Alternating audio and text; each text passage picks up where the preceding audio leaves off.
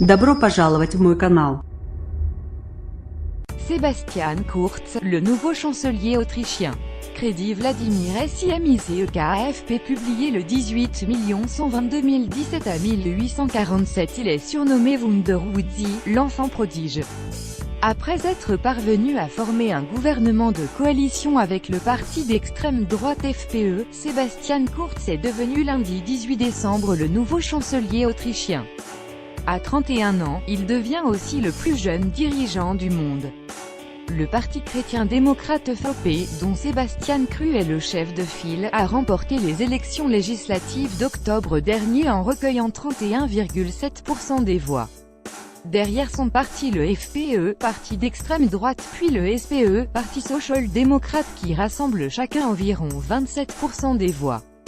Je m'engage aujourd'hui à me battre avec toutes mes forces pour un changement dans ce pays, et je vous invite à aller ce chemin avec nous, déclara-t-il le soir de sa victoire le 19 octobre. Il y a beaucoup à faire, il faut établir un nouveau style politique dans ce pays, créer une nouvelle culture. Une ligne politique de droite extrême. Dès son discours de victoire, Sebastian Kurz a annoncé la couleur. Aujourd'hui, je peux vous promettre que nous mettrons fin à l'immigration illégale pour assurer l'ordre et la sécurité en Autriche, a-t-il déclaré devant un parterre de soutien. C'est cette ligne à droite, tout qui a séduit la majorité des Autrichiens, déjà tentés au printemps dernier d'élire un président d'extrême droite face à un candidat écologiste sans succès. Une vague xénophobe et eurosceptique sur laquelle Sebastian Kurz a su surfer ces dernières années, à tel point que l'extrême droite lui reproche de copier ses idées: lutte contre l'islam politique, diminution des aides sociales pour les immigrés, fermeture des frontières. Monsieur Kurz a rejoint mon fan club. Il reprend nos propositions, ironisait le leader du FPÖ Heinz Christian Strache lors de l'unique débat des dernières élections législatives. Surdoué de la politique, désigné par le magazine Foreign Policy comme le premier millénial à diriger un pays occidental, Sebastian Kurz surprend par sa jeunesse et son style de jeune premier qui n'a pas hésité à abandonner ses études de droit pour se lancer en politique. Dès lors, costume impeccable et cheveux plaqués en arrière, il enchaîne les coups de communication.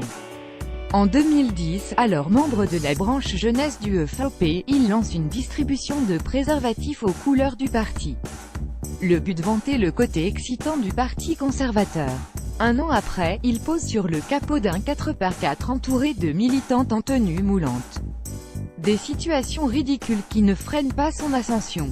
Secrétaire d'État à l'intégration à 24 ans, puis ministre des Affaires étrangères 2 ans plus tard, il brigue la présidence de son parti le FPÖ en 2016. Il est alors âgé de 30 ans et réoriente la ligne politique du parti en détruisant la coalition gouvernementale qu'il formait avec les sociaux-démocrates du SPÖ. C'est ainsi qu'il provoque les élections législatives du 15 octobre qu'il remporte haut la main. Son gouvernement de coalition comprendra 6 ministres issus du FPÖ, dont 3 ministères régaliens: intérieur, défense, affaires étrangères. Le président du parti d'extrême droite, Heinz Christian Strache, se voit lui confier le poste de vice-chancelier. La rédaction vous recommande lire la suite.